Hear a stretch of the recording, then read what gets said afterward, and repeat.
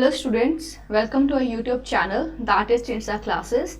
ਤੇ ਅੱਜ ਦੀ ਆਪਾਂ ਲੈਕਚਰ ਦੇ ਵਿੱਚ ਤੇ ਐਗਰੀਕਲਚਰ ਸੀਰੀਜ਼ ਦੇ ਵਿੱਚ ਆਪਣਾ ਜਿਹੜਾ ਰਾਈਸ ਦਾ ਜਿਹੜਾ ਟੌਪਿਕ ਸੀਗਾ ਜਿਹੜਾ ਆਪਾਂ ਕੰਟੀਨਿਊ ਕੀਤਾ ਸੀ ਕੱਲ ਉਹ ਆਪਾਂ ਖਤਮ ਕਰਾਂਗੇ। ਤੇ ਨੈਕਸਟ ਜਿਹੜੀ ਕ੍ਰੌਪ ਹੈ ਸੀਰੀਅਲਸ ਦੇ ਵਿੱਚ ਜਿਹੜੀ ਹੈਗੀ ਹੈ ਮੇਜ਼ ਉਹ ਆਪਾਂ ਸ਼ੁਰੂ ਕਰਾਂਗੇ ਤੇ ਉਸ ਤੇ ਆਪਾਂ ਕਲਾਈਮੇਟ, ਸੋਇਲ, ਫਰਟੀਲਾਈਜ਼ਰ, ਇਨਸੈਕਟ ਕਿਹੜੇ ਇਨਸੈਕਟਸ ਜਿਹੜੇ ਹੈਗੇ ਆ ਉਸਨੂੰ ਹਾਰਮ करते हैं, डिजीज़ कि हार्म करती है, सारा कुछ आप देखेंगे। So let's proceed with our lecture and start our class. And मैं तो जिन्नियां भी हो सकी मैं जिहड़ा ये लेक्चर है अज दे विच काफ़ी पिक्चर्स पाने की कोशिश की है कि ताकि तुहानूं पता लगे तुहानूं इस स्लाइड दे विचों जां इस पीपीटी दे विचों देख के ਤੁਸੀਂ उस इंसैक्ट ਨੂੰ ਜਿਵੇਂ फॉर एग्जाम्पल कोई इंसैक्ट देख लिया, ठीक है, ਤੁਸੀਂ उस इंसैक्ट ਨੂੰ ਜਿਵੇਂ ਹੁਣ ਪੀਪੀਟੀ 'ਚ ਦੇਖ ਲਿਆ ਤੇ ਬਾਹਰ ਜਾ ਕੇ ਉਸਨੂੰ ਐਨਾਲਾਈਜ਼ ਕਰੋ। ਹਾਂ ਯਾਰ ਜੋ ਅਸੀਂ ਪੜ੍ਹਿਆ ਸੀ ਉਹ ਅਸਲ ਦੇ ਵਿੱਚ ਆਪਾਂ ਉਸਨੂੰ ਅਪਲਾਈ ਕਰ ਸਕਦੇ ਹਾਂ, ਮਤਲਬ ਜੋ ਤੁਸੀਂ ਪੜ੍ਹਿਆ ਉਹ ਤੁਸੀਂ ਰੀਅਲ ਦੇ ਵਿੱਚ ਉਸਨੂੰ ਅਪਲਾਈ ਕਰ ਸਕੋ, ਰੀਅਲ ਦੇ ਵਿੱਚ ਉਸਦੀ ਐਪਲੀਕੇਸ਼ਨ ਨੂੰ ਦੇਖ ਸਕੋ। So this is my motive for today's lecture. So let's proceed further and start with our topic ਜਿਹੜਾ ਆਪਾਂ ਕੱਲ ਕਰ ਰਹੇ ਸੀਗੇ। And before starting I want all of you to please and subscribe to our YouTube channel that is Tinsa Classes. So let's start with our topic। ਆਪਾਂ ਕੱਲ ਕੀਤਾ ਸੀਗਾ ਕਿ ਰਾਈਸ ਦੇ ਵਿੱਚ ਜਿਹੜੀ ਸੀ ਕਿਹੜੀ ਫਰਟੀਲਾਈਜ਼ਰ ਆਪਾਂ ਪਾਣੇ ਆ, ਕਦੋਂ ਆਪਾਂ ਸੋ ਕਰਨਾ ਆ, ਫਿਰ ਆਪਾਂ ਕੁਝ ਟਰਮਸ ਦੇਖੀਆਂ ਸੀ। ਟਰਮਸ ਲਾਈਕ ਆਪਾਂ ਦੇਖੇ ਸੀ ਨਰਸਰਿੰਗ ਸੋਇੰਗ ਕਿਹਨੂੰ ਕਹਿੰਦੇ ਆ, ਆਪਾਂ ਟਰਾਂਸਪਲਾਂਟਿੰਗ ਕਿਸ ਨੂੰ ਕਹਿੰਦੇ ਆ। ਹੁਣ ਆਪਾਂ ਚੱਲਦੇ ਹਾਂ ਕਿ ਫੋਰ ਐਗਜ਼ਾਮਪਲ ਜੇ ਆਪਣੀ ਰਾਈਸ ਜਿਹੜੀ ਆਪਣੀ ਫਸਲ ਹੈ ਉਹਦੇ ਵਿੱਚ ਜੇ ਕਿਸੇ ਐਲੀਮੈਂਟ ਦੀ ਕਮੀ ਆ ਗਈ ਤਾਂ ਆਪਾਂ ਉਸ ਨੂੰ ਕਿਵੇਂ ਪਤਾ ਲੱਗੂਗਾ ਕਿ ਯਾਰ ਜੇ ਆਪਣੀ ਫਸਲ ਦੇ ਵਿੱਚ ਇਸ ਚੀਜ਼ ਦੀ ਕਮੀ ਹੈ ਤਾਂ ਆਪਾਂ ਨੂੰ ਕਿਸ ਤਰੀਕੇ ਨਾਲ ਪਤਾ ਲੱਗੂਗਾ, ਜਿਸ ਚੀਜ਼ ਦੀ ਕਮੀ ਹੈ ਤਾਂ ਆਪਾਂ ਉਸ ਕਮੀ ਨੂੰ ਕਿਸ ਤਰੀਕੇ ਨਾਲ ਫੁੱਲਫਿਲ ਕਰਾਂਗੇ। ਫੋਰ ਐਗਜ਼ਾਮਪਲ ਅਗਰ ਆਪਣੇ ਕੋਲ ਜ਼ਿੰਕ ਦੀ ਕਮੀ ਹੈ, ਅਗਰ ਜ਼ਿੰਕ ਦੀ ਕਮੀ ਹੈ ਤਾਂ ਆਪਾਂ ਨੂੰ ਕੀ ਸਾਈਨਸ ਦਿਖਣਗੇ ਕਿ ਆਪਣੀ ਜਿਹੜੀ ਰਾਈਸ ਦੇ ਪੱਤੇ ਨੇ ਨਾ ਉਹ ਰਸਟੀ ਬਰਾਊਨ ਵਾਲੀ ਜਿਹੜਾ ਕਲਰ ਹੈ ਨਾ, ਜਿਵੇਂ ਆਪਾਂ ਕਹਿ ਦਿੰਦੇ ਹਾਂ ਜਿਵੇਂ ਜੰਗ ਲੱਗਿਆ ਹੁੰਦਾ, ਜੰਗ ਨਹੀਂ ਲੱਗ ਜਾਂਦਾ ਜਿਵੇਂ ਲੋਹੇ ਨੂੰ, ਉਸ ਤਰੀਕੇ ਦਾ ਜਿਵੇਂ ਕਲਰ ਹੁੰਦਾ ਨਾ ਉਸ ਤਰੀਕੇ ਦਾ ਕਲਰ ਜਿਹੜਾ ਹੈ ਰਾਈਸ ਦੇ ਪੱਤਿਆਂ ਨੂੰ ਹੋ ਜਾਊਗਾ ਨੀਅਰ ਦੀ ਬੇਸ, ਉਹਦੇ ਜਿਹੜੇ ਬੇਸ ਹੈ, ਬੇਸ ਮਤਲਬ ਜੜਾਂ ਕੋਲੇ ਇੱਥੇ, ਠੀਕ ਹੈ। ਤੇ ਇਸ ਤਰੀਕੇ ਨਾਲ ਜਦੋਂ ਉਹਦਾ ਇਸ ਤਰੀਕੇ ਦਾ ਰੰਗ ਹੋ ਜਾਊਗਾ, ਇਹਦਾ ਮਤਲਬ ਰੰਗ ਕਿਉਂ ਹੋਏਗਾ, ਆਪਾਂ ਕਹਿੰਦੇ ਹਾਂ ਜਦੋਂ ਪੌਦਾ ਸੁੱਕ ਜਾਂਦਾ ਆ ਉਸ ਕਾਰਨ ਹੀ ਉਸਦਾ ਜਿਹੜਾ ਰੰਗ ਹੈ ਉਹ ਬਰਾਊਨ ਕਲਰ ਦਾ ਹੋਣ ਲੱਗ ਜਾਂਦਾ ਆ। ਤੋ ਕਿਉਂ ਹੁੰਦਾ ਹੈ, ਕਿਉਂਕਿ ਉਹਦੇ ਵਿੱਚ ਜਿਹੜੀ ਜ਼ਿੰਕ ਦੀ ਜਿਹੜੀ ਮਾਤਰਾ ਹੁੰਦੀ ਹੈ ਉਹ ਬਹੁਤ ਘੱਟ ਜਾਂਦੀ ਹੈ। ਇਸ ਕਰਕੇ ਆਪਾਂ ਨੂੰ ਉਹਦੇ ਵਿੱਚ ਜ਼ਿੰਕ ਸਲਫੇਟ ਫਟਾਫਟ ਐਡ ਕਰ ਦੇਣਾ ਚਾਹੀਦਾ ਹੈ ਜੇ ਆਪਣੇ ਜਿਹੜੇ ਰਾਈਸ ਦੇ ਜਿਹੜੇ ਬੂਟਿਆਂ ਦੇ ਜਿਹੜੇ ਪੱਤਿਆਂ ਦੇ ਰੰਗ ਨੇ ਉਹ ਰਸਟੀ ਬਰਾਊਨ ਹੋਣੇ ਸ਼ੁਰੂ ਹੋ ਗਏ ਨੇ। So we should add zinc sulphate in our rice ਔਰ ਪੈਡੀ ਕ੍ਰੌਪਸ। ਨਾਓ ਨੈਕਸਟ ਅਗਰ ਆਪਣੇ ਸਪੋਜ਼ ਆਇਰਨ ਦੀ ਡੈਫੀਸ਼ੀਐਂਸੀ ਹੋ ਜਾਏ, ਇਹ ਜਿਹੜੇ ਮੈਂ ਤੁਹਾਨੂੰ ਡੈਫੀਸ਼ੀਐਂਸੀਜ਼ ਕਰਵਾ ਰਹੀ ਹਾਂ ਇਹ ਮੋਸਟਲੀ ਜ਼ਿੰਕ ਅਤੇ ਆਇਰਨ ਦੀ ਕਰਾ ਰਹੀ ਹਾਂ ਕਿਉਂਕਿ ਇਹੀ ਹੀ ਇੰਪੋਰਟੈਂਟ ਹੈ।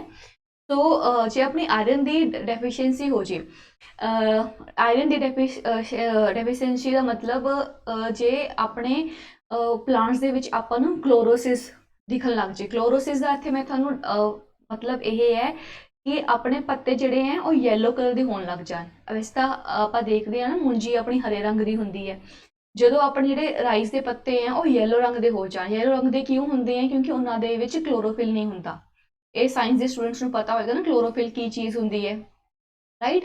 ਤੇ ਜਦੋਂ ਆਪਣੇ ਪੱਤਿਆਂ ਦੇ ਵਿੱਚ ਕਲੋਰੋਫਿਲ ਨਹੀਂ ਹੈਗਾ ਤਾਂ ਇਸ ਕਰਕੇ ਜਿਹੜੇ ਉਹਨਾਂ ਦੇ ਰੰਗ ਹੈ ਉਹ ਹਰੇ ਤੋਂ ਯੈਲੋ ਚੇਂਜ ਹੋਣ ਲੱਗ ਜਾਂਦਾ। ਜਦੋਂ ਯੈਲੋ ਤੋਂ ਹਰੇ ਤੋਂ ਯੈਲੋ ਚੇਂਜ ਹੋਣ ਲੱਗ ਜਾਂਦਾ ਆਪਾਂ ਨੂੰ ਪਤਾ ਲੱਗ ਜਾਂਦਾ ਉਹਦੇ ਵਿੱਚ ਆਇਰਨ ਦੀ ਜਿਹੜੀ ਹੈ ਕਮੀ ਹੈ। ਇਸ ਕਰਕੇ ਆਪਾਂ ਨੂੰ ਕੀ ਕਰਨਾ ਚਾਹੀਦਾ ਹੈ, ਇੱਕ ਤਾਂ ਉਸਨੂੰ ਜਿਹੜਾ ਆਪਾਂ ਪਾਣੀ ਲਾਉਂਦੇ ਹਾਂ ਆਪਾਂ ਆਪਣੀ ਮੂੰਜੀ ਨੂੰ, ਉਹ ਪਾਣੀ ਲਾਉਣਾ ਜ਼ਿਆਦਾ ਕਰ ਦੇਣਾ ਚਾਹੀਦਾ, ਜ਼ਿਆਦਾ ਉਸਨੂੰ ਪਾਣੀ ਦੀ ਲੋੜ ਹੈ, ਫਰੀਕੁਐਂਟ ਇਰੀਗੇਸ਼ਨਸ ਟੂ ਦੀ ਕ੍ਰੌਪ। ਤੇ ਆਪਾਂ ਨੂੰ ਉਹਦੇ ਵਿੱਚ ਫੈਰਸ ਸਲਫੇਟ ਸੋਲੂਸ਼ਨ ਦੀ ਜਿਹੜੀ ਸਪਰੇਅ ਹੈ ਉਹ ਮਾਰਨੀ ਚਾਹੀਦੀ ਹੈ, ਠੀਕ ਹੈ। 2-3 ਵਾਰ ਇੱਕ ਹਫ਼ਤੇ ਵਿੱਚ 2-3 ਵਾਰ ਆਪਾਂ ਨੂੰ ਜਾਂ ਜਿਹੜਾ ਵੀ ਤੁਹਾਨੂੰ ਰਿਕਮੈਂਡ ਕਰਦੇ ਹਾਂ ਉਸ ਹਿਸਾਬ ਨਾਲ ਤੁਸੀਂ ਜਿਹੜੀ ਫੈਰਸ ਸਲਫੇਟ ਦੀ ਸੋਲੂਸ਼ਨ ਹੈ ਆਪਣੀ ਫਸਲ ਦੇ ਹਿਸਾਬ ਨਾਲ ਉਸਨੂੰ ਜਿਹੜੀ ਸਪਰੇਅ ਹੈ ਉਹ ਮਾਰਨੀ ਚਾਹੀਦੀ ਹੈ। ਤਾਂ ਇਹਦੇ ਵਿੱਚ ਤੁਹਾਨੂੰ ਇਹ ਮੈਂ ਦਿਖਾਇਆ ਇਮੇਜ ਕੀ ਦਿਖਾਈ ਹੈ ਕਿ ਇਹ की इफेक्ट है, ये क्लोरोसिस है। ये क्लोरोसिस मतलब की देखो आप ਤੁਹਾਨੂੰ येलो येलो पार्ट दिख रहे हैं ना, ये येलो येलो पार्ट की है क्लोरोसिस है। ਇੱਥੇ ਕੀ ਹੈ, ਇੱਥੇ क्लोरोफिल ਜਿਹੜਾ एलिमेंट ਹੁੰਦਾ ਆ ਲੀਵਸ ਦੇ ਵਿੱਚ, ਪਲਾਂਟਸ ਦੇ ਵਿੱਚ, ਉਹਦੀ ਕਮੀ ਹੋਣ ਦੇ ਕਰਕੇ ਇੱਥੇ ਜਿਹੜਾ ਹਰਾ ਹਰਾ ਪਲਾਂਟ ਸੀ ਆਪਣਾ ਉਹ येलो ਕਨਵਰਟ ਹੋਣ ਲੱਗ ਗਿਆ। ਸੋ ਇਹਦਾ ਮਤਲਬ ਇੱਥੇ ਆਇਰਨ ਦੀ ਡੈਫੀਸ਼ੀਐਂਸੀ ਹੋ ਗਈ, ਇਸ ਕਰਕੇ ਆਪਾਂ ਨੂੰ ਫੈਰਸ ਸਲਫਰ ਸੋਲੂਸ਼ਨ ਪਾਣਾ ਪਊਗਾ, ਜਾਂ ਆਪਾਂ ਨੂੰ ਕੀ ਕਰਨਾ ਪਊਗਾ, ਆਪਾਂ ਨੂੰ ਆਪਣੇ ਖੇਤਾਂ ਨੂੰ ਪਾਣੀ ज़्यादा लाना पेगा। तो ये सीगी अपनी दो तरीके दी deficiencies. Now let's move towards next slide. ਉਹਦੇ ਵਿੱਚ ਆਪਾਂ ਇੱਕ ਚੀਜ਼ ਇੰਪੋਰਟੈਂਟ ਹੈ ਜਿਹੜੀ ਆਈ ਥਿੰਕ ਕਿਸੇ ਕੋਈ ਪੜਾਉਂਦਾ ਵੀ ਨਹੀਂ ਹੋਏਗਾ, ਚਲੋ ਆਪਾਂ ਕਿਸੇ ਨੂੰ ਬਲੇਮ ਨਹੀਂ ਕਰਨਾ, ਬਟ ਆਪਾਂ ਖੁਦ ਪੜ੍ਹਨਾ ਆ। ਇਹਦੇ ਵਿੱਚ ਆਪਾਂ ਕੀ ਪੜ੍ਹਨਾ, ਟੈਂਸੀਓਮੀਟਰ। ਟੈਂਸੀਓਮੀਟਰ ਇੱਕ ਇਹੋ ਜਿਹਾ ਡਿਵਾਈਸ ਹੁੰਦਾ, ਆਪਾਂ ਜਿਹੜੀ ਰਾਈਸ ਦੀ ਜਦੋਂ ਕਲਟੀਵੇਸ਼ਨ ਕਰਦੇ ਆ ਨਾ ਉਹਦੇ ਵਿੱਚ ਯੂਜ਼ ਕਰਦੇ ਆ। ਇਹ ਕੁਝ ਇਸ ਤਰੀਕੇ ਦਾ ਡਿਵਾਈਸ ਹੈ ਟੈਂਸੀਓਮੀਟਰ, ठीक है। इस तरीके का डिवाइस ਹੁੰਦਾ ਆ ਤੁਸੀਂ ਧਿਆਨ ਨਾਲ ਦੇਖ ਲਓ। ਇਹ ਕੀ ਕਰਦਾ ਆ ਇਹ ਡਿਵਾइस, ਇਹ ਮੈਂ ਸਪੈਸ਼ਲੀ ਇਸ ਕਰਕੇ ਪਾਇਆ ਕਿਉਂਕਿ ਇਹ ਮੈਨੂੰ ਲੱਗਦਾ ਹੈ ਕਿ ਐਗਰੀਕਲਚਰ ਦੇ ਪੇਪਰ ਦੇ ਵਿੱਚ ਆ ਸਕਦਾ ਆ, एक फैक्चुअल बेस्ड डेटा है, तो इस करके आ सकता है। तो मैं आह चीज़ स्पेशली थोड़े वास्ते मतलब फाइंड करके पाई है कि एक तरीके का डिवाइस है, क्योंकि यह डिवाइस है अपने इरीगेशन परपसिस दे विच यूज़ होंदा। जिथे आपां अपनी फील्ड नूं इरीगेट करते हैं उत्थे आपां टेंशियोमीटर दी टेंशियोमीटर यूज़ करते हैं। इत्थे इहो डिवाइस है जिहड़ा अपने सॉयल वाटर टेंशन, अपनी soil water tension, short form की है दी SWT, that is soil water tension नू मैजर करने वास्ते की कहंदा यूज हुंदा है। सॉयल वाटर टेंशन की हुंदी है, सॉयल वाटर टेंशन का मतलब ये है जदों प्लांट्स जिहड़े अपने प्लांट्स की रूट है, ठीक है, जिहड़े प्लांट्स की अपनी जड़ा ने, जिहड़े प्लांट्स की जड़ा ने, जदों उन्हां टेंशन का मतलब अपना की हुंदा है, टेंशन का मतलब तुसीं इत्थे देखना है, टेंशन का मतलब हुंदा है फोर्स। सॉयल वाटर टेंशन का मतलब है कि अपनी जिहड़ी प्लांट्स दी जड़ां ने, जिहड़ी अपनी मुंजी दी जड़ां ने, किन्ने फोर्स दे नाल वाटर जिहड़ी है सॉयल तो खिच रहियां ने, किन्ने फोर्स दे नाल वो पानी जिहड़ियां है सॉयल तो खिच रहियां ने। जे ज़्यादा पानी खिंचणगियां, सपोज जे कोई पौधा है वो अपनी जड़ां तो ज़्यादा पानी इस धरती तो लेगा, इसका मतलब ज़्यादा पानी लेगा तो धरती की हो जाएगी, धरती तो सुक जूगी, ठीक है। तो इस करके अपना सेंटेंस लिखा है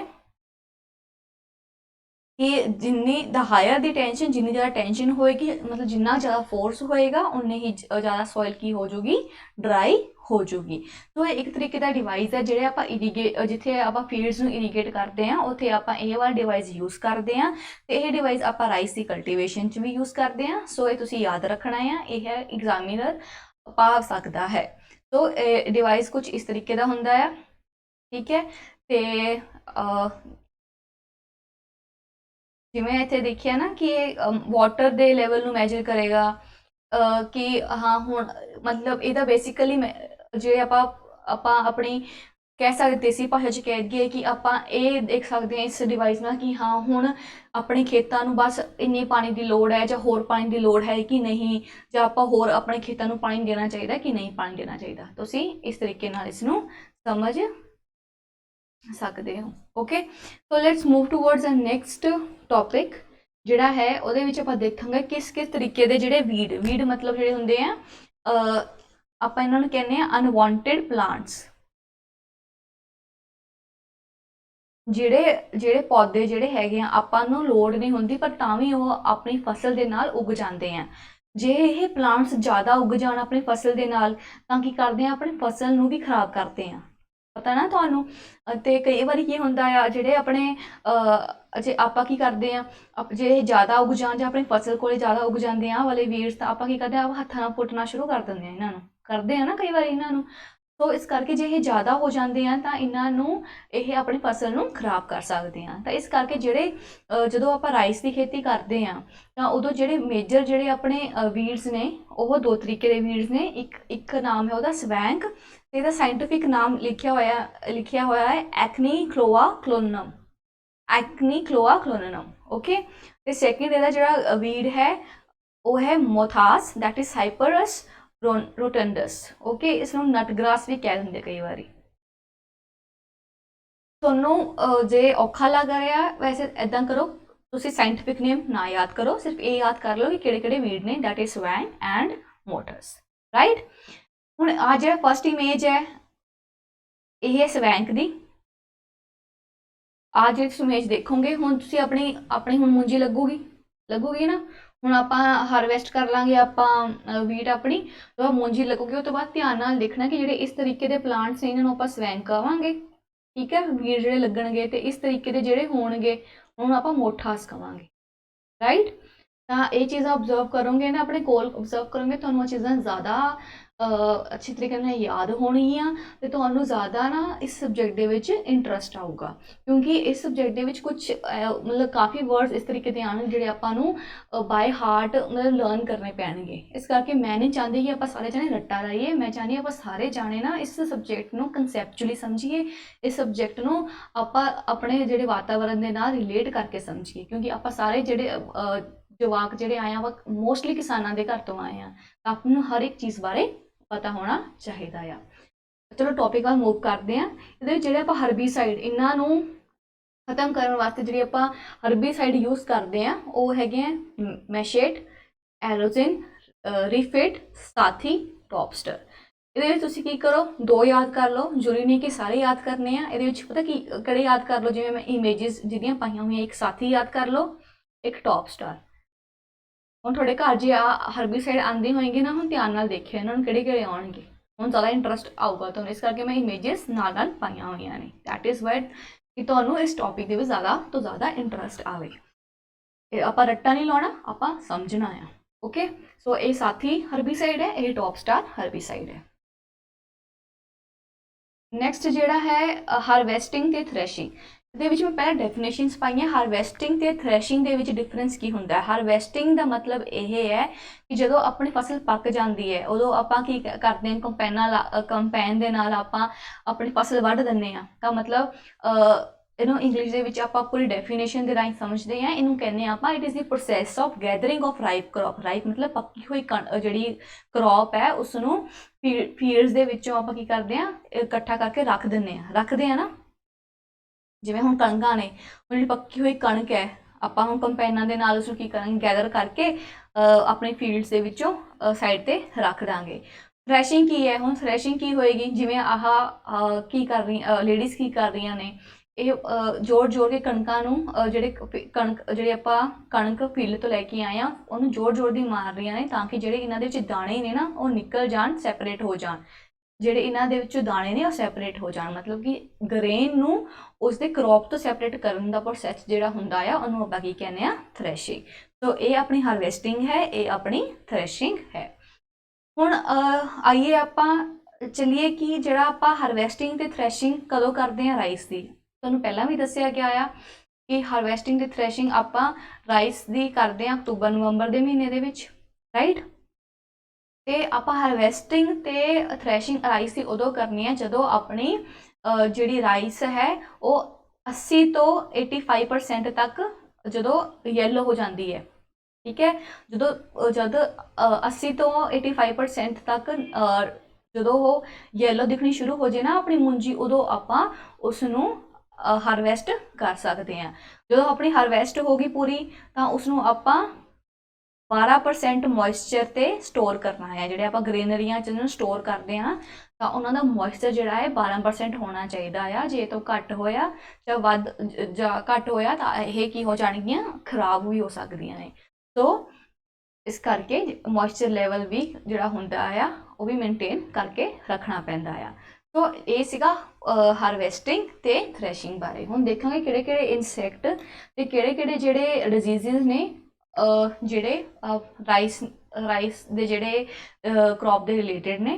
ਹੁਣ ਇਹ ਆਪਾਂ ਰੋਜ਼ ਦੇਖਦੇ ਹਾਂ ਨਾ ਕੀੜੇ ਮਕੌੜੇ ਦੇਖਦੇ ਹਾਂ ਨਾ, ਰਾਈਟ। ਹੁਣ ਧਿਆਨ ਨਾਲ ਦੇਖਿਓ, ਮੈਂ ਤਾਂ ਬਸ ਇਹੀ ਕਹਿਣਾ ਚਾਹੁੰਦੀ ਕਿਉਂਕਿ ਹੁਣ ਆਪਾਂ ਨੂੰ ਜ਼ਿਆਦਾ ਉਹਨਾਂ ਬਾਰੇ ਕੀ ਹੋ ਜੂਗੀ, ਹਾਂ ਕਿ ਯਾਰ ਕਿਉਂਕਿ ਇਹ ਚੀਜ਼ਾਂ ਆਪਣੇ ਆਲੇ ਦੁਆਲੇ ਹੀ ਨੇ, ਬਸ ਆਪਾਂ ਨੂੰ ਥੋੜ੍ਹਾ ਜਿਹਾ ਓਬਜ਼ਰਵ ਕਰਨਾ ਹੈ, ਬਸ ਹੋਰ ਕੁਝ ਨਹੀਂ ਕਰਨਾ, ਓਬਜ਼ਰਵ ਕਰਨਾ ਹੈ।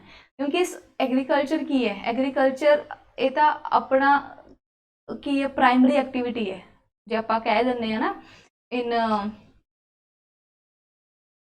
Technical term. ਇਹ ਤਾਂ ਆਪਣਾ, ਪਰ ਆਪਾਂ ਆਪਣਾ ਤਾਂ ਕੀ ਰੋਜ਼ਗਾਰ ਹੈ ਨਾ ਆਪਣਾ। ਹੁਣ ਜੇ ਆਪਾਂ ਨੂੰ ਇਹਦੀ ਚੀਜ਼ ਬਾਰੇ ਨਹੀਂ ਪਤਾ ਹੋਵੇਗਾ ਤਾਂ ਫਿਰ ਤਾਂ ਕੀ ਕਹਿਣਾ ਹੈ ਹਨਾ।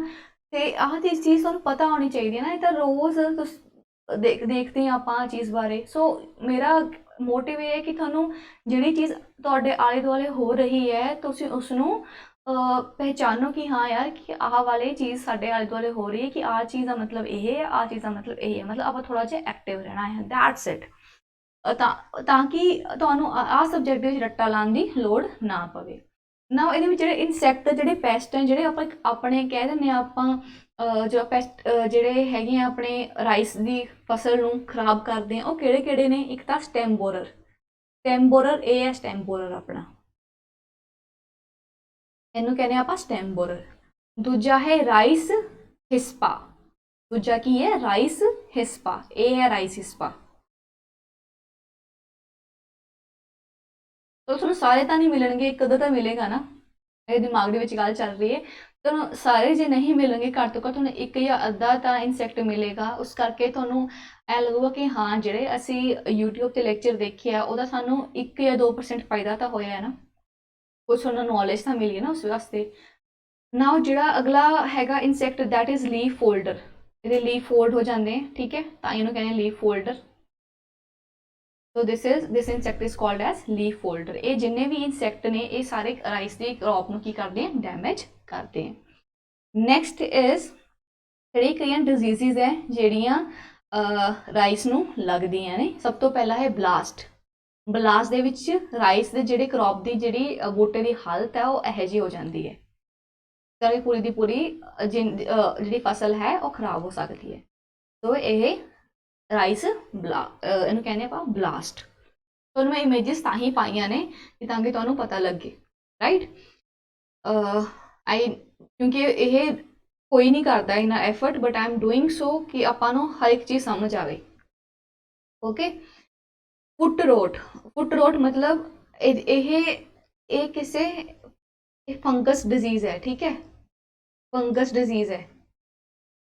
ਇਹਦੇ ਵਿੱਚ ਕੀ ਹੁੰਦਾ ਆ, ਜੇ ਰਾਈਸ ਦੇ ਬੂਟਿਆਂ ਦੇ ਵਿੱਚ ਕੋਈ ਦਾਣਾ ਨਹੀਂ ਆਉਂਦਾ, ਦਾਣਾ ਉਗਦਾ ਹੀ ਨਹੀਂ, ਠੀਕ ਹੈ। ਤੇ ਨਾਲ ਕੀ ਹੁੰਦਾ ਆ ਕਿ ਜਿਹੜੇ ਬੂਟਿਆਂ ਦੇ ਜਿਹੜੇ ਲੀਫ ਹੁੰਦੇ ਆ ਨਾ, ਲੀਫ ਆਪਣੇ ਉਹ ਬਹੁਤ ਹੀ ਪਤਲੇ ਹੁੰਦੇ ਆ, ਬਹੁਤ ਹੀ ਪਤਲੇ ਤੇ ਹਲਕੇ। ਪਲੱਸ ਇਹਦੇ ਵਿੱਚ ਹੋਰ ਕੀ ਚੀਜ਼ ਹੁੰਦੀ ਆ, ਜਿਵੇਂ ਬਾਕੀ ਬੂਟੇ ਹੋਣਗੇ ਨਾ ਆਪਣੇ ਰਾਈਸ ਦੇ, ਉਹ ਲਾਓ ਇੰਨੀ ਹਾਈਟ ਦੇ ਹੋਣਗੇ ਇੰਨੀ, ਬਟ ਜਿਨ੍ਹਾਂ ਬੂਟਿਆਂ ਨੂੰ ਇਹ ਵਾਲੀ ਬਿਮਾਰੀ ਲੱਗੀ ਹੋਊਗੀ ਨਾ, ਫੁੱਟ ਰੋਟ ਵਾਲੀ, ਉਹ ਇਹ ਤੋਂ ਵੱਡੇ ਹੋਣਗੇ। ਇਹ ਯਾਦ ਰੱਖਿਓ, ਠੀਕ ਹੈ। ਜਿਨ੍ਹਾਂ ਬੂਟਿਆਂ ਨੂੰ ਇਹ ਬਿਮਾਰੀ ਹੋਏਗੀ ਨਾ, ਉਹ ਇਹ ਤੋਂ ਥੋੜੇ ਵੱਡੇ ਹੋਣਗੇ। ਪਲੱਸ ਜੇ ਇਸ ਬੂਟੇ ਨੂੰ ਬਿਮਾਰੀ ਹੋ ਗਈ ਨਾ, ਇਹ ਫੰਗਸ ਡਿਜ਼ੀਜ਼ ਹੈ, ਇਹ ਹੋਰ ਬੂਟਿਆਂ ਨੂੰ ਵੀ ਫੈਲਾ ਸਕਦਾ ਆ ਥਰੂ ਵਾਟਰ ਔਰ ਏਅਰ ਦੇ ਨਾਲ। ਸੋ ਇਸ ਕਰਕੇ ਆਪਾਂ ਨੂੰ ਇਸ ਦੇ ਪ੍ਰੋਪਰ ਜਿਹੜਾ ਹੈ ਇਹਦਾ ਡਿਜ਼ੀਜ਼ ਦਾ ਟ੍ਰੀਟਮੈਂਟ ਕਰਾਉਣਾ ਪਊਗਾ। ਸੋ ਇਹ ਸੀਗੀਆਂ ਆਪਣੀਆਂ ਰਾਈਸ ਦੀਆਂ 2 ਤਰੀਕੇ ਦੀਆਂ ਡਿਜ਼ੀਜ਼ਸ। ਹੁਣ ਆਪਾਂ ਦੇਖਾਂਗੇ ਰਾਈਸ ਦੀਆਂ ਕਿੰਨੀਆਂ ਵੈਰਾਈਟੀਜ਼ ਨੇ। ਆਈ ਨੋ ਹਰ ਇੱਕ ਕ੍ਰੌਪ ਦਾ ਜਿਹੜਾ ਹੈ, ਆਹ ਵਾਲਾ ਫਸਟ ਚੈਪਟਰ ਜਿਹੜਾ ਹੋਏਗਾ ਆਪਣਾ ਥੋੜਾ ਜਿਹਾ ਵੱਡਾ ਹੋਏਗਾ, ਸੋ ਆਪਾਂ ਬੋਰ ਨਹੀਂ ਹੋਣਾ, ਥੋੜਾ ਜਿਹਾ ਇੰਟਰਸਟਿੰਗ ਕਰਨਾ ਆ, ਕਿਉਂਕਿ ਹਰ ਇੱਕ ਕ੍ਰੌਪ ਦੇ ਕਾਫੀ ਚੀਜ਼ਾਂ ਨੇ ਆਪਾਂ ਨੂੰ ਪਤਾ ਕਰਨੀਆਂ ਨੇ, ਉਹ ਸਿਲੇਬਸ ਦੇ ਵਿੱਚ ਨੇ। ਤੇ ਥੋੜਾ ਜਿਹਾ ਆਪਣਾ ਇੰਟਰਸਟ ਬਣਾ ਕੇ ਰੱਖਣਾ ਆ, ਤਾਂ ਆਪਾਂ ਟਰਾਈ ਕਰਾਂਗੇ ਕਿ ਜਲਦੀ ਤੋਂ ਜਲਦੀ ਐਂਡ ਅੱਛੇ ਤਰੀਕੇ ਨਾਲ ਇਹ ਚੈਪਟਰ ਆਪਣਾ ਖਤਮ ਹੋਵੇ। ਸੋ ਨੈਕਸਟ ਜਿਹੜਾ ਇਸ ਦੇ ਵਿੱਚ ਮੈਂ ਰਾਈਸ ਦੀਆਂ ਵੈਰਾਈਟੀਜ਼ ਨੇ, ਇਹ ਹੈ PR ਵਾਲੀਆਂ, PR 124, 123, 122, 121, 118 ਐਂਡ 116। 1 2 3 4 5 6 ਵੈਰਾਈਟੀਜ਼ ਹੈ ਜਿਹੜੀਆਂ ਇੰਪਰੂਵਡ ਵੈਰਾਈਟੀਜ਼ ਨੇ ਆਪਣੀਆਂ ਰਾਈਸ ਦੀਆਂ। ਜਿਹੜੀਆਂ ਇਹ ਵੈਰਾਈਟੀਜ਼ ਨੇ ਇਹ ਕਿਨੇ ਲਾਂਚ ਕੀਤੀਆਂ ਹੋਈਆਂ ਨੇ, ਮੈਂ ਸਿਰਫ ਇਨ੍ਹਾਂ ਵੈਰਾਈਟੀਜ਼ ਦੀ ਹੀ ਗੱਲ ਕਰ ਰਹੀ ਹਾਂ, ਹੋਰ ਕੋਈ ਨਹੀਂ ਗੱਲ ਕਰ ਰਹੀ ਹੈਗੀ। ਹੋਰ ਵੀ ਵੈਰਾਈਟੀਆਂ ਨੇ ਆਪਣੀਆਂ ਰਾਈਸ ਦੀਆਂ, ਬਟ ਮੈਂ ਸਪੈਸੀਫਿਕਲੀ ਇਸੇ ਵੈਰਾਈਟੀ ਦੀ ਗੱਲ ਕਰ ਰਹੀ ਹਾਂ। ਜਿਹੜੀਆਂ ਇਹ ਵੈਰਾਈਟੀਆਂ ਨੇ, ਇਹ PAU ਪੰਜਾਬ ਐਗਰੀਕਲਚਰਲ ਯੂਨੀਵਰਸਿਟੀ, ਇਹ ਜਿਹੜੀ ਵੈਰਾਈਟੀ ਹੈ ਵੈਰਾਈਟੀਜ਼ ਹੈ ਇਹ ਸਾਰੀ ਪੰਜਾਬ ਐਗਰੀਕਲਚਰ ਯੂਨੀਵਰਸਿਟੀ ਨੇ ਲਾਂਚ ਕੀਤੀਆਂ ਨੇ। ਕਿਉਂ ਲਾਂਚ ਕਰਦੇ ਆ ਆਪਾਂ ਵੈਰਾਈਟੀ? ਕਿਉਂਕਿ ਆਪਾਂ ਨੂੰ ਕੁਝ ਫਾਇਦਾ ਹੋਵੇ। ਕੀ ਫਾਇਦਾ ਹੋਵੇ? ਇਹਨਾਂ ਜਿਹੜੀ ਯੂਨੀਵਰਸਿਟੀ ਨੇ ਇਹ ਵੈਰਾਈਟੀ ਇਸ ਲਈ ਲਾਂਚ ਕੀਤੀ ਹੈ ਤਾਂ ਕਿ ਜਿਹੜਾ ਆਪਣੇ ਪੰਜਾਬ ਦੇ ਵਿੱਚ ਦਿੱਕਤ ਆ ਰਹੀ ਹੈ ਕਿ ਆਪਣਾ ਜਿਹੜਾ ਪਾਣੀ ਦਾ ਸਤਰ ਹੈ ਉਹ ਬਹੁਤ ਹੀ ਘਟਦਾ ਜਾ ਰਿਹਾ ਆ, ਠੀਕ ਹੈ, ਤਾਂ ਆਪਾਂ ਨੂੰ ਜ਼ਿਆਦਾ ਪਾਣੀ ਦੀ ਨਾ ਲੋੜ ਪਵੇ, ਠੀਕ ਹੈ, ਇਹਨਾਂ ਵੈਰਾਈਟੀਆਂ ਦੇ ਵਿੱਚ, ਇਹਨਾਂ ਜਿਹੜੀ ਰਾਈਸ ਦੀ ਵੈਰਾਈਟੀਆਂ ਦੇ ਵਿੱਚ, ਠੀਕ ਹੈ। ਇਸ ਕਰਕੇ ਇਸ ਜਿਹੜੀ ਪਾਣੀ ਦੀ ਸ਼ਾਰਟੇਜ ਦੀ ਪ੍ਰੋਬਲਮ ਨੂੰ ਸੋਲਵ ਕਰਨ ਵਾਸਤੇ ਤਾਂ ਇਹ ਵੈਰਾਈਟੀ ਲਾਂਚ ਕੀਤੀ ਗਈ ਹੈ। ਜੇ ਅਤੇ ਪਲੱਸ ਜਿਹੜੀ ਕਿਸਾਨਾਂ ਨੂੰ ਇਸ ਜਿਹੜੀ ਨਵੀਂ ਵੈਰਾਈਟੀ ਤੋਂ ਜ਼ਿਆਦਾ ਕਮਾਈ ਹੋਵੇ, ਮਤਲਬ ਜ਼ਿਆਦਾ ਝਾੜ ਨਿਕਲੇ, ਆਪਾਂ ਕਹਿ ਦਿੰਦੇ ਹਾਂ ਝਾੜ ਇਨ ਦਾ ਸੈਂਸ ਜ਼ਿਆਦਾ ਫਸਲ ਜਿਹੜੀ ਹੈ ਉਹ ਜ਼ਿਆਦਾ ਅੱਛੀ ਆਵੇ ਤਾਂ ਕਿ ਉਹਨਾਂ ਨੂੰ ਇਕਨੋਮਿਕਲੀ ਬੈਨੀਫਿਟ ਹੋਵੇ, ਉਹਨਾਂ ਨੂੰ ਜ਼ਿਆਦਾ ਮਤਲਬ ਪੈਸਾ ਆਵੇ, ਉਸ ਚੀਜ਼ ਕਰਕੇ ਆਪਾਂ ਕਹਿ ਸਕਦੇ ਹਾਂ, ਰਾਈਟ। ਹੋਰ ਆਪਾਂ ਕੀ ਕਹਿ ਸਕਦੇ ਹਾਂ ਕਿ ਜਿਹੜੀ ਇੰਪਰੂਵਡ ਕੀ ਵੈਰਾਈਟੀਜ਼ ਹੈ ਇਹਨਾਂ ਦੇ ਬੈਨੀਫਿਟਸ ਕੀ ਹੋ ਸਕਦੇ ਆ? ਇਹਨਾਂ ਦੇ ਬੈਨੀਫਿਟਸ ਇਹ ਹੋ ਸਕਦੇ ਆ ਕਿ ਜਿਹੜੀਆਂ ਇਹ ਇੰਪਰੂਵਡ ਵੈਰਾਈਟੀਜ਼ ਨੇ ਇਹਨਾਂ ਦਾ ਫਸਟ ਆਫ ਆਲ ਜਿਹੜਾ ਯੀਲਡ ਪਰ ਏਕਰ ਹੈ, ਯੀਲਡ ਪਰ ਏਕਰ ਮਤਲਬ ਆਪਾਂ ਕਹਿ ਦਿੰਦੇ ਆ ਨਾ ਇੱਕ ਕਿੱਲੇ 'ਚ ਆਪਣੇ ਇੰਨੀ ਮੂੰਜੀ ਇੰਨੀ ਝਾੜ ਹੋਈ, ਇੱਕ ਕਿੱਲੇ 'ਚ ਆਪਣੇ ਇੰਨੀ ਝਾੜ ਹੋਈ। ਜੇ ਆਪਾਂ ਇੰਪਰੂਵਡ ਵੈਰਾਈਟੀ ਯੂਜ਼ ਕਰਦੇ ਹਾਂ ਆਪਣੀ ਜਿਹੜੀ ਝਾੜ ਇੱਕ ਕਿੱਲੇ ਦੇ ਹਿਸਾਬ ਦੇ ਨਾਲ ਵੱਧ ਜੂਗੀ, ਠੀਕ ਹੈ। ਜੇ ਸਪੋਜ਼ ਇਹਦੀ ਇੰਨੀ ਕੁਆਂਟਲ ਹੋਈ, ਲਓ 1 ਕੁਆਂਟਲ ਹੋਈ, ਆਪਾਂ ਸਪੋਜ਼ 1 ਕੁਆਂਟਲ ਲੈ ਕੇ ਚੱਲਦੇ ਹਾਂ ਤਾਂ ਜੇ ਆਹ ਲਵਾਂਗੇ ਆਪਣੀ 1.5 ਕੁਆਂਟਲ ਹੋ ਜੂਗੀ ਤਾਂ ਯੀਲਡ ਪਰ ਏਕੜ ਵੱਧ ਜੂਗੀ। ਦੂਜਾ ਡਿਜ਼ੀਜ਼ ਰੈਜ਼ਿਸਟੈਂਟ, ਜਿਹੜੀਆਂ ਨੂੰ ਡਿਜ਼ੀਜ਼ਸ ਲੱਗ ਸਕਦੀਆਂ ਸੀਗੀਆਂ ਉਸ ਪਿਛਲੀ ਵੈਰਾਈਟੀ ਨੂੰ, ਹੁਣ ਨਵੀਂ ਵੈਰਾਈਟੀ ਨੂੰ ਨਹੀਂ ਲੱਗਣਗੀਆਂ। ਦੂਜਾ ਜਿਹੜੀਆਂ ਪਹਿਲੀ ਵੈਰਾਈਟੀ ਨੂੰ ਪਾਣੀ ਬਹੁਤ ਚਾਹੀਦਾ ਸੀ, ਇਹਨੂੰ ਪਾਣੀ ਨਹੀਂ ਚਾਹੀਦਾ ਤਾਂ ਜਿਹੜੀ ਵਾਟਰ ਹੈ, ਵਾਟਰ ਦੀ ਪ੍ਰੋਬਲਮ ਵੀ ਘੱਟ ਜੂਗੀ। ਦੂਜਾ ਅਤੇ ਲਾਸਟ ਪੁਆਇੰਟ ਹੈ early maturing of crops. Early maturing of crops ਦਾ ਮਤਲਬ ਇਹ ਹੈ ਕਿ ਜਿੱਥੇ ਸਪੋਜ਼ ਲਾਓ ਰਾਈਸ ਨੂੰ ਲੱਗਦੇ ਸੀਗੇ 185 ਡੇਜ਼ ਲੱਗਦੇ ਸੀ, ਸਪੋਜ਼ ਕਰ ਲਓ, ਠੀਕ ਆ, ਕਿ 185 ਡੇਜ਼ ਲੱਗਦੇ ਸੀਗੇ ਉਸ ਨੂੰ ਪੂਰਾ ਪੱਕਣ ਵਾਸਤੇ, ਠੀਕ ਹੈ। ਇੱਕ ਰਾਈਸ ਦੀ ਫਸਲ ਨੂੰ ਪੂਰਾ 185 ਡੇਜ਼ ਲੱਗਦੇ ਸੀਗੇ ਪੱਕਣ ਵਾਸਤੇ। ਹੁਣ ਇਹਨਾਂ ਵੈਰਾਈਟੀਜ਼ ਦੇ ਨਾਲ ਜਿਹੜਾ ਟਾਈਮ ਰਿਡਿਊਸ ਹੋ ਜਾਂਦਾ ਹੈ, ਸਪੈਸ਼ਲੀ ਜਿਹੜੀ 124 ਜਿਹੜੀ ਵੈਰਾਈਟੀ ਆਈ ਹੈ ਇਹਦੇ ਨਾਲ ਜਿਹੜਾ ਡੇਜ਼ ਹੈ ਉਹ 135 to 136 ਹੋ ਗਿਆ, ਮਤਲਬ ਇੰਨੇ ਦਿਨ ਪਹਿਲਾਂ, ਮਤਲਬ 136 ਡੇਜ਼ ਦੇ ਵਿੱਚ ਜਿਹੜਾ ਰਾਈਸ ਹੈ ਉਹ ਪੂਰਾ ਦਾ ਪੂਰਾ ਮੈਚਿਓਰ ਹੋ ਜਾਂਦਾ ਹੈ, ਮਤਲਬ ਆਪਣੀ ਪੂਰੀ ਦੀ ਪੂਰੀ ਫਸਲ ਪੱਕ ਜਾਂਦੀ ਹੈ। ਜੇ ਪੂਰੀ ਦੀ ਪੂਰੀ ਫਸਲ ਛੇਤੀ ਪੱਕ ਜੂਗੀ, ਛੇਤੀ ਆਪਣਾ ਦੂਜੀ ਫਸਲ ਆਪਾਂ ਲਾ ਸਕਦੇ ਹਾਂ। ਇਸ ਕਰਕੇ ਆਪਾਂ ਛੇਤੀ ਤੋਂ ਛੇਤੀ ਆਪਾਂ ਕਹਿੰਦੇ ਕੋਈ ਕੰਮ ਜਲਦੀ ਹੋ ਜਾਏ ਤਾਂ ਆਪਾਂ ਦੂਜਾ ਨਵਾਂ ਕੰਮ ਜਲਦੀ ਸ਼ੁਰੂ ਕਰ ਸਕਦੇ ਹਾਂ। ਸੋ ਇਹ ਵੀ ਇੱਕ ਤਰੀਕੇ ਦਾ ਆਪਣਾ ਬੈਨੀਫਿਟ ਹੈ। तो ਜਿਹੜਾ ਮੈਂ ਤੁਹਾਨੂੰ ਪੜ੍ਹਾਇਆ ਇਹ ਸਾਰਾ ਆਪਣਾ ਸੀਗਾ ਰਾਈਸ ਬਾਰੇ ਕਿ ਇਹਦੇ ਕਿਹੜੇ ਇਨਸੈਕਟ ਆ, ਕਿਹੜੇ ਡਿਜ਼ੀਜ਼ ਆ, ਕਿਹੜੇ ਆਪਾਂ ਹਰਬੀਸਾਈਡ ਯੂਜ਼ ਕਰਨੇ ਚਾਹੀਦੇ ਆ, ਕਿਹੜੇ ਵੀਡ ਹੈਗੇ ਆ। ਉਹ ਤੋਂ ਬਾਅਦ ਪਲੱਸ ਇੰਪਰੂਵਡ ਵੈਰਾਈਟੀਜ਼ ਆਪਾਂ ਪੜ੍ਹ ਲਈਆਂ ਇਹਦੀਆਂ। ਉਹ ਤੋਂ ਬਾਅਦ ਕਦੋਂ ਆਪਾਂ ਨੂੰ ਸੋ ਕਰਨਾ ਚਾਹੀਦਾ, ਕਦੋਂ ਇਹਨੂੰ ਹਾਰਵੈਸਟ ਕਰਨਾ ਚਾਹੀਦਾ। ਸੋ ਦਿਸ ਵਾਜ਼ ਆਲ ਅਬਾਊਟ ਆਰ ਰਾਈਸ। ਨਾਓ ਜਿਹੜੇ ਨੈਕਸਟ ਕ੍ਰੌਪ ਆਪਾਂ ਕਰਨੀ ਆ ਉਹ ਕਰਾਂਗੇ ਆਪਾਂ ਮੇਜ਼। ਆਪਾਂ ਸਿਰਫ ਅੱਜ ਇਹੀ ਚੀਜ਼ ਕਰਨੀ ਹੈ ਕਿ ਕਿਉਂਕਿ ਮੈਨੂੰ ਪਤਾ ਆ ਰਾਈਸ ਹੈ ਕੁਝ ਟਰਮਸ ਹੈ ਜਿਹੜੀਆਂ ਆਪਾਂ ਨਵੀਆਂ ਕੀਤੀਆਂ, ਤੁਸੀਂ ਉਹਨੂੰ ਰਿਵਾਈਜ਼ ਕਰੋਗੇ। ਜੇ ਤੁਸੀਂ ਹਰ ਦਿਨ ਆਹ ਵਾਲਾ ਇੱਕ ਲੈਕਚਰ ਰਿਵਾਈਜ਼ ਕਰੀ ਜਾਓਗੇ ਤਾਂ ਤੁਹਾਨੂੰ ਥੋੜਾ ਪੂਰਾ ਸਿਲੇਬਸ ਇਸ ਤਰੀਕੇ ਨਾਲ ਕਵਰ ਹੋ ਜਾਊਗਾ, ਤੁਹਾਨੂੰ ਸਾਰਾ ਕੁਝ ਨਾ ਯਾਦ ਹੋ ਜਾਊਗਾ। ਮਤਲਬ ਤੁਹਾਨੂੰ ਜੇ ਤੁਸੀਂ ਇੱਕ ਵਾਰੀ 'ਚ ਸਾਰਾ ਕੁਝ ਕਰੋਗੇ ਤੁਹਾਨੂੰ ਯਾਦ ਕਰਨਾ ਤੇ ਰਿਵਾਈਜ਼ ਕਰਨਾ ਬਹੁਤ ਔਖਾ ਹੋ ਜਾਊਗਾ। ਹੁਣ ਜੇ ਤੁਸੀਂ ਆਹ ਵਾਲਾ ਲੈਕਚਰ ਪੜ੍ਹ ਲਿਆ ਸਪੋਜ਼ ਕਰੋ, ਪਲੱਸ ਤੁਸੀਂ ਜੇ ਨੋਟਸ ਬਣਾ ਰਹੇ ਹੋ ਤਾਂ ਉਹਨਾਂ ਨੋਟਸ ਨੂੰ ਦੁਬਾਰਾ ਇੱਕ ਵਾਰੀ ਰਿਵਾਈਜ਼ ਕਰੋਗੇ ਕੱਲ੍ਹ ਦੇ ਲੈਕਚਰ ਅਟੈਂਡ ਕਰਨ ਤੋਂ ਪਹਿਲਾਂ। ਉਹ ਪਰਸਨਸ ਲਈ ਕਹਿ ਰਹੀ ਹਾਂ ਕਿ ਜਿਹੜੇ ਰੋਜ਼ ਇਸ ਰੈਗੂਲਰਲੀ ਇਸ ਟੌਪਿਕ ਨੂੰ ਜਾਂ ਲੈਕਚਰ ਨੂੰ ਕਰ ਰਹੇ ਆ। ਤੇ and I promise you and assure you ਆਪਾਂ ਇਹ ਪੇਪਰ ਤੋਂ ਪਹਿਲਾਂ ਖਤਮ ਕਰ ਦਾਂਗੇ ਪੂਰੀ ਐਗਰੀਕਲਚਰ ਸੀਰੀਜ਼।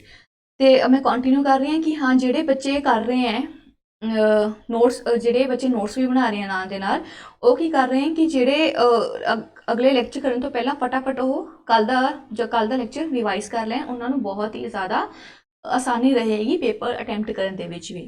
ਪਲੱਸ ਜਿਹੜੇ ਬੱਚੇ ਨਹੀਂ ਨੋਟਸ ਬਣਾ ਰਹੇ ਉਹ ਕੀ ਕਰਨ, ਦੁਬਾਰਾ ਤੋਂ ਇਹ ਵੀਡੀਓ ਦੇਖ ਲੈਣ ਜਾਂ ਫਟਾਫਟ ਦੇਖ ਲੈਣ ਕਿ ਹਾਂ ਆਪਾਂ ਇੰਪੋਰਟੈਂਟ ਪੁਆਇੰਟਸ ਕਿਹੜੇ ਸੀਗੇ। ਐਂਡ ਤੁਸੀਂ ਇਹ ਵੀ ਟੈਨਸ਼ਨ ਨਹੀਂ ਲੈਣੀ, ਜਿਹੜੇ ਆਪਣੇ ਪ੍ਰੀਵੀਅਸ ਈਅਰ ਦੇ MCQs ਆਏ ਸੀ ਆਪਾਂ ਇਸ ਲੈਕਚਰ ਸੀਰੀਜ਼ ਦੇ ਵਿੱਚ ਉਹ ਵੀ ਕਵਰ ਕਰਨੇ ਆ। ਤੇ ਤਾਂ ਕਿ ਆਪਣੀ ਪ੍ਰੈਕਟਿਸ ਬਣ ਜੇ, ਤਾਂ ਕਿ ਆਪਾਂ ਨੂੰ ਇਹ ਪਤਾ ਲੱਗ ਜੇ ਕਿ ਹਾਂ ਜਿਹੜਾ ਆਪਾਂ ਪੜ੍ਹਿਆ ਸੀਗਾ ਉਹਦਾ ਕੁਝ ਬੈਨੀਫਿਟ ਹੋਇਆ ਤੇ ਆਪਾਂ ਨੂੰ ਆਪਣਾ ਜਿਹੜੀ ਐਗਰੀਕਲਚਰ ਦੇ ਸਬਜੈਕਟ ਦੇ ਵਿੱਚ ਕਮਾਂਡ ਹੈ ਉਹ ਅੱਛੀ ਹੈ ਤੇ ਜੋ ਆਪਾਂ ਪੜ੍ਹ ਰਹੇ ਹਾਂ ਆਪਾਂ ਸਹੀ ਡਾਇਰੈਕਸ਼ਨ ਦੇ ਵਿੱਚ ਜਾ ਰਹੇ ਹਾਂ। ਓਕੇ, ਕਿਉਂਕਿ ਇਹ ਚੀਜ਼ ਕੋਈ ਨਹੀਂ ਦੱਸਦਾ ਹੈਗਾ ਤੇ ਇਸ ਸਟ੍ਰੈਟਜੀ ਦੇ ਨਾਲ ਆਪਾਂ ਜਾਣਾ ਹੈ। ਜੇ ਆਪਣੀ ਕੋਈ ਸਟ੍ਰੈਟਜੀ ਅੱਛੀ ਹੋਏਗੀ ਤਾਂ ਹੀ ਆਪਾਂ ਆਪਣੇ ਸਕਸੈਸ ਜਾਂ ਆਪਣੇ ਗੋਲ ਨੂੰ ਅਚੀਵ ਕਰ ਪਾਵਾਂਗੇ। So let's move to our topic. ਆਪਾਂ ਸੈਕਿੰਡ ਜਿਹੜੀ ਸੀਰੀਅਲ ਕ੍ਰੌਪ ਕਰ ਰਹੇ ਹਾਂ ਉਹ ਹੈ ਮੇਜ਼। ਉਹਦੇ ਵਿੱਚ ਆਪਾਂ ਫਸਟ ਚੀਜ਼ ਆ ਪੜਾਂਗੇ ਕਿ ਸਭ ਤੋਂ ਪਹਿਲਾਂ ਜਿਹੜੀ ਪ੍ਰੋਡਕਸ਼ਨ ਹੁੰਦੀ ਹੈ ਮੇਜ਼ ਦੀ, ਮੇਜ਼ ਨੂੰ ਆਪਾਂ ਕੀ ਕਹਿੰਦੇ ਨੇ, ਮੱਕੀ। ਮੱਕੀ ਕਹਿੰਦੇ ਨੇ ਨਾ ਆਪਾਂ, ਮੱਕੀ।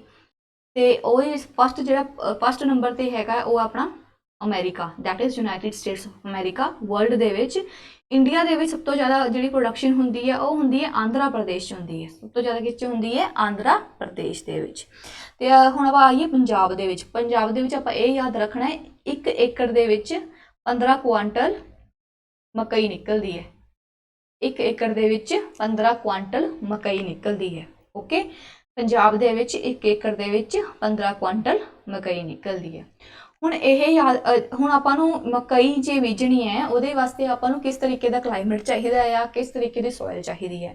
ਕਲਾਈਮੇਟ ਆਪਾਂ ਨੂੰ ਹਾਈ ਟੈਂਪਰੇਚਰ ਚਾਹੀਦਾ ਹੈ, high temperature above 25 degree Celsius.